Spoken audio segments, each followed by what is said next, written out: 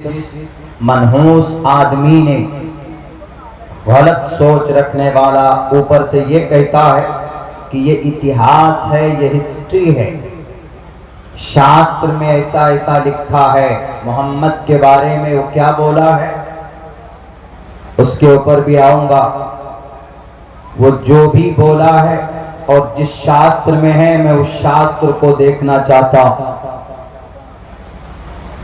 खुसूसन सनातन धर्म में हमारे हिंदू भाई जो हैं उनके किसी भी 18 पुराण में, उपनिषद में, चारों वेदों में,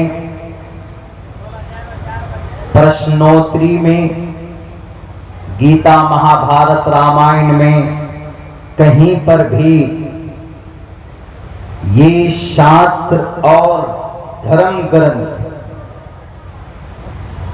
और ईश्वरीय ग्रंथ, इसमें थोड़ा थोड़ा फर्क है। इनमें किसी भी किताब में मोहम्मद सल्लल्लाहु अलैहि वसल्लम के बारे में कहीं पर भी गलत टिप्पणी नहीं की गई है। अगर वो बोलता है तो वो झूठ बोलता, उसको बुलवाया गया है। 2 महीने के बाद वहां पर इंतखाबात हैं तो उसको मोहरा बनाकर बताया गया है कि तुम्हें बोलना है ताकि माहौल खराब हो। और मुसलमान चूंकि बड़े ही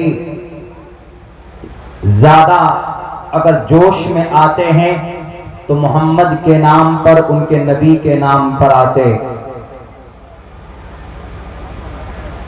तो हमने पूछा कि आप लोग कहां जा रहे हैं? उन्होंने कहा कि एक गुस्ताख रसूल है, वो गलत बोलता है। 60 FIR किया गया उनके नाम पर, उनके लिए, कि उस आदमी ने क्या कहा। उस आदमी ने ये कहा कि जिनके एक 60 साल का बूढ़ा उम्र दराज शख्स, एक 60 साल, ये भी हालांकि गलत है कि एक 60 साल का उम्र दराज शख्स एक 7 साल 7 साल की छोटी बच्ची से निकाह करता है, जिसका गुरु ऐसा है तो उनके मानने वाले मुसलमान कैसे होंगे। ये टिप्पणी की थी, जो कि किसी भी शास्त्र में ऐसा नहीं लिखा है, कहीं पर भी ऐसा नहीं है। आप अलैहिस्सलातु वस्सलाम का निकाह अम्मा आयशा से छोटी उम्र में, यानी उम्र के अम्मा आयशा कम उम्र थी, 6 साल की उम्र में निकाह होता है।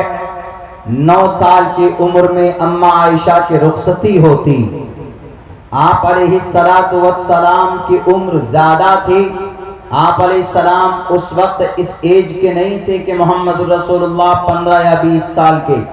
तो उन्होंने इसको ये कहा कि 60 साल का एक उम्र दराज शख्स 7 साल की एक बच्ची से निकाह करता है, जिसका गुरु ऐसा है तो उसके चेले कैसे होंगे, यानी मुसलमान उनको मानने वाले। गलत बात, गलत हिस्ट्री को तोड़ मोड़ कर लोगों के सामने पेश करने की कोशिश की गई। तो इसी एहतजाज में और इसी पर कानूनी कार्रवाई करने के लिए तकरीबन 60 जगह पर FIR किए गए, 50, 10, 60, लेकिन आज तक उनको गिरफ्तार नहीं किया गया। पिछले कई हफ्ते गुजर गए, उन्होंने ये भाषण दिया, गिरफ्तार नहीं किया गया। और बल्कि वहां का सबसे बड़ा मुखिया जो होता है वो उसके शहर में आकर उसके पक्ष में ये बयान देता है कि हमारे धार्मिक गुरु को कोई हाथ नहीं लगा सकता।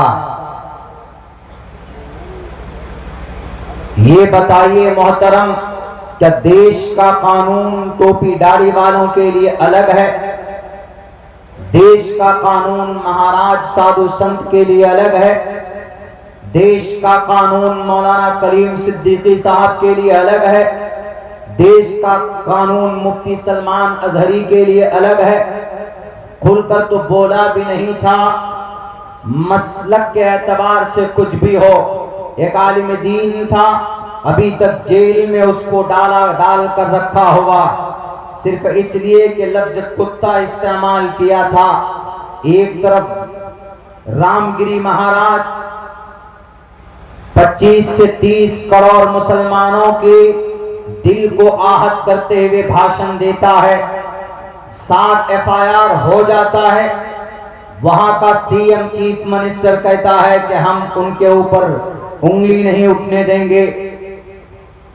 तो आप बताइए, सेक्युलर आप हैं कि आप इस देश के कानून के रखवाले?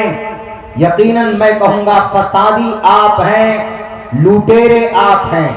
अगर अब्दुल्ला सालिम हिंदू भाई की किसी भी श्री रामचंद्र जी, श्री कृष्ण जी या किसी के बारे में गलत बोलेगा तो सबसे पहले हाथ में हथकड़ी डलेगी, लेकिन हमारा धर्म इजाजत नहीं देता और हमारी तहजीब भी नहीं। हम किसी को बुरा भला नहीं कहते, चाहे श्री रामचंद्र जी हो, चाहे श्री अर्जुन हो, चाहे श्री कृष्ण जी हो, चाहे वो परमात्मा ब्रह्मा विष्णु महेश और शिव कोई भी हो, हम इज्जत से उनका नाम लेते हैं और सम्मान के साथ लोगों के सामने उनकी किसी भी हिस्ट्री को, किसी भी बात को लोगों के सामने पेश करते।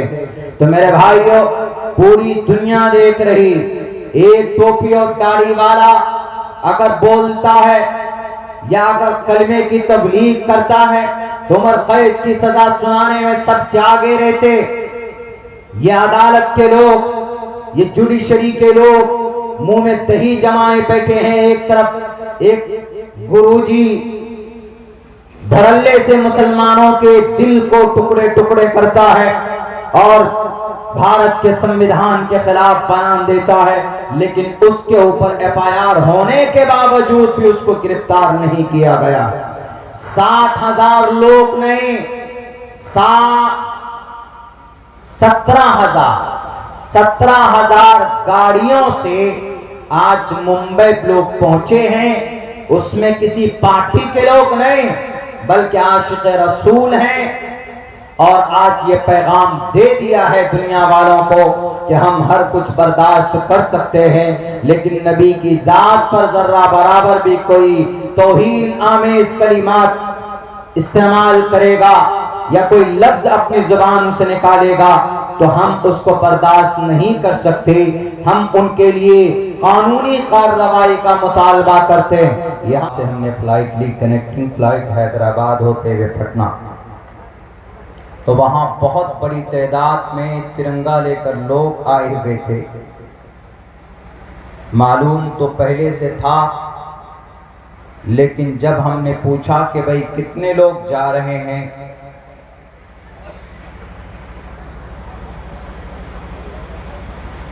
जिस मनहूस आदमी ने गलत